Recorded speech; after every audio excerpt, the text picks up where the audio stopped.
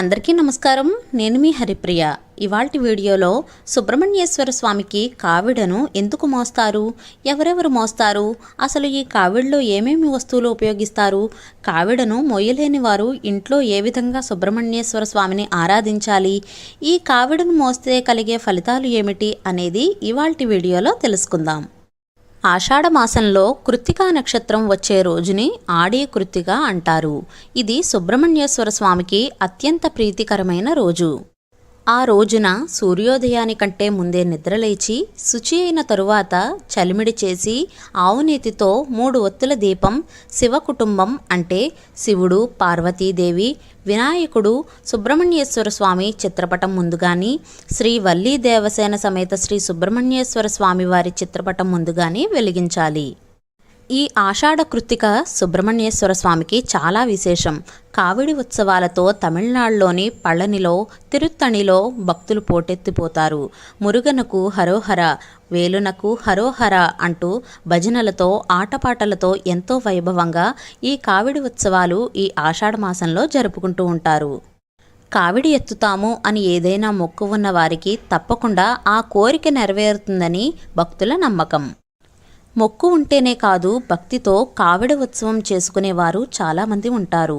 ఈ కావిడి తీసుకుని సుబ్రహ్మణ్యేశ్వర స్వామి కొండకు వెళ్తే వారికి వివాహ దోషాలు, తరచూ వచ్చే ఆరోగ్య సమస్యలు, పిల్లలు పుట్టక ఇబ్బంది పడేవారు, తరచూ ఏదో ఒక ఆటంకంతో వ్యాపారంలో ఇబ్బందులు ఉన్నవారు ఈ కావిడిని ఎత్తి దర్శనానికి వెళ్ళడం వల్ల వారి సమస్యలు తొలగి సంతోషంగా ఉన్న కుటుంబాలు ఎందరో ఉన్నారు. ఆడి కృత్తిక సుబ్రహ్మణ్యేశ్వర స్వామి పండుగ. ఆ రోజున కావిడి తీసేవారు తీస్తారు. అలా కావిడి ఉత్సవం చేయలేని వారు ఉదయం తలస్నానం చేసి సుబ్రహ్మణ్యేశ్వర స్వామి ఫోటో అలంకరణ చేసి బియ్యం పిండితో దీపాలు వెలిగించాలి. పానకంతో పాటు యథాశక్తిని నైవేద్యం సమర్పించి స్వామి స్తోత్రం, అష్టోత్తర పారాయణ చేసి స్కందషష్ఠి కవచం పారాయణ చేయవచ్చు. కొబ్బరికాయ కొట్టి హారతి కూడా ఇవ్వాలి. అవకాశం ఉన్నవారు ఎవరికైనా ఇంట్లో భోజనం పెడితే చాలా మంచిది.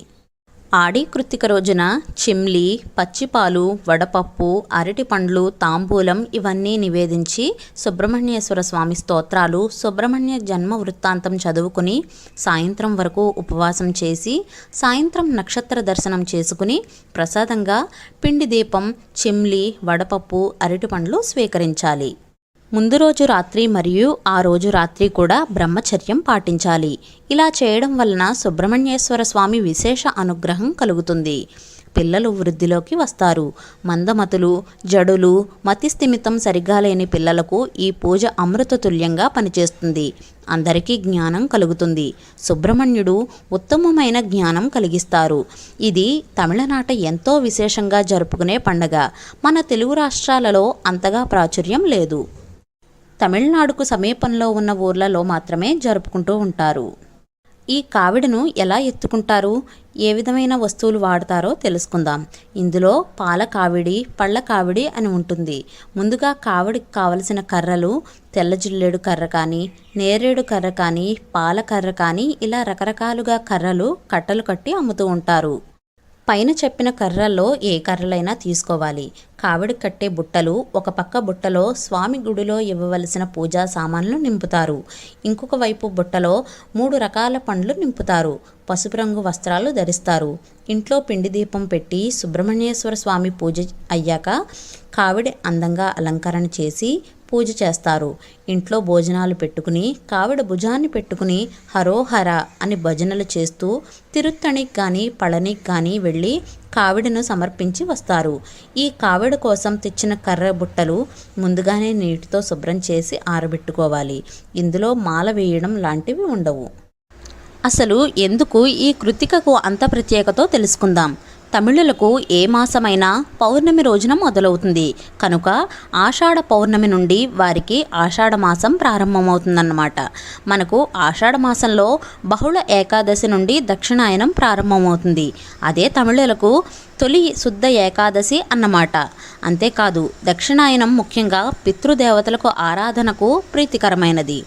పార్వతీదేవి సుబ్రహ్మణ్యుని మాతృకలైన కృత్తికలకు ఏ మాసంలోనైనా కృత్తికా నక్షత్రం రోజున ఎవరైతే సుబ్రహ్మణ్యేశ్వర స్వామిని ఆరాధిస్తారో వారికి సుబ్రహ్మణ్యుని సంపూర్ణ అనుగ్రహం కలుగుతుందని వరం ప్రసాదించిందట.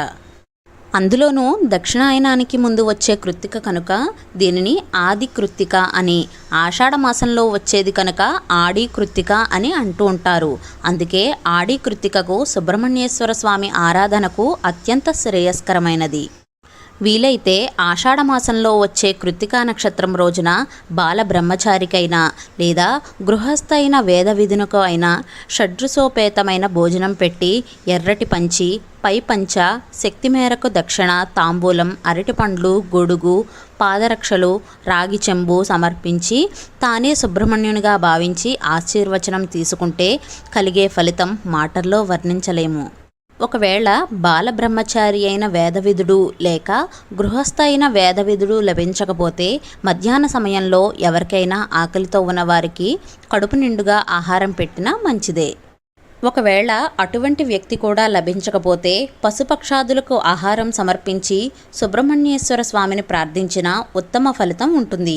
దీనికి ఒక నిదర్శనం కూడా చెప్తాను, వినండి. ఒక పెద్దావిడ ఇదివరకు తమిళనాడులోని తిరుప్పూర్లో ఉండేవారు. ఒక ఆడి కృత్తిక రోజున ఎవరికైనా మధ్యాహ్నం భోజనం పెట్టాలి అనుకుంది. కానీ 2 రోజుల ముందు నుండి తీవ్ర జ్వరం కారణంగా ఆది కృత్తిక రోజున కనీసం లేచి నిలబడే శక్తి కూడా లేకపోవడంతో ఎంతో బాధపడుతూ సుబ్రహ్మణ్యేశ్వర స్వామిని తలుచుకుంటూ దుఃఖిస్తుండగా ఉన్నట్టుండి ఒక నెమలి వచ్చి వాళ్ళ బాల్కనీలో వాలింది. ఆ పెద్దావిడ నెమలి రూపంలోనే సుబ్రహ్మణ్యుడు వచ్చాడని ఎంతో సంతోషించింది. నిదానంగా లేచి తను తెచ్చుకున్న బ్రెడ్నే ఆ నెమలికి పెట్టింది. ఆ నెమలి బ్రెడ్ తినింది. అప్పుడు ఆ పెద్దావిడ సుబ్రహ్మణ్యేశ్వర స్వామి స్తోత్రం చదువుతుంటే ఆ నెమలి అలాగే కాసేపు బాల్కనీలో కూర్చుని ఆ స్తోత్ర పారాయణ అయ్యాక కదిలింది. ఇది ప్రత్యామ్నాయ పద్ధతి అయినా సరే భక్తికి భగవంతుడు వసుడే అని చెప్పడానికి ఈ లీల. కనుక వీలైన వారందరూ తమ శక్తి వంచన లేకుండా సుబ్రహ్మణ్యేశ్వర స్వామికి ఆడి కృత్తిక రోజు కానీ ఏ మాసంలో అయినా వచ్చే కృత్తిక రోజును కానీ ఆరాధించండి. మరో ముఖ్య విషయం ఏంటంటే కొంతమందికి కొన్ని అనుమానాలు వస్తూ ఉంటాయి. ఇది మా అత్తగారింట్లో లేదు కనుక నేను చేయవచ్చా? ఒకసారి చేసి మధ్యలో ఆపేస్తే ఆ దేవీ దేవతలకు ఆగ్రహం వస్తుందా? ఎప్పుడైనా మనం గుర్తుంచుకోవాల్సింది ఒకటేనండి, ఏ పూజ అయినా వ్రతం అయినా సరే అందరూ ఆచరించాలనే మన మహర్షులు వాటిని మనకు అందించారు. ఇదివరకు తరాలలో ఎవరైనా ఏదైనా ఆటంకం వల్లనో నాస్తికత్వం వల్లనో పాటించకపోయి ఉండొచ్చేమో. మళ్ళీ ఇప్పుడు మొదలుపెట్టడం వలన అంతా మంచే జరుగుతుంది.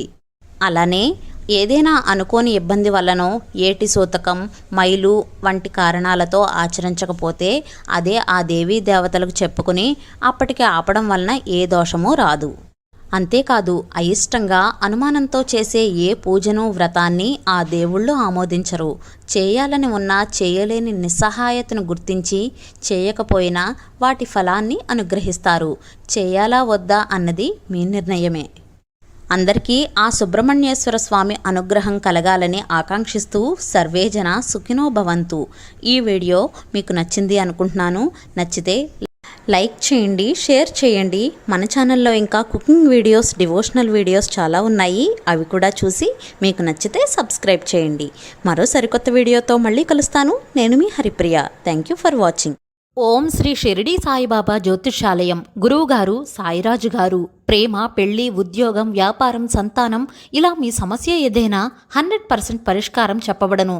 గురువుగారికి ఫోన్ చేసి మీ సమస్యలకు పరిష్కారం తెలుసుకోండి.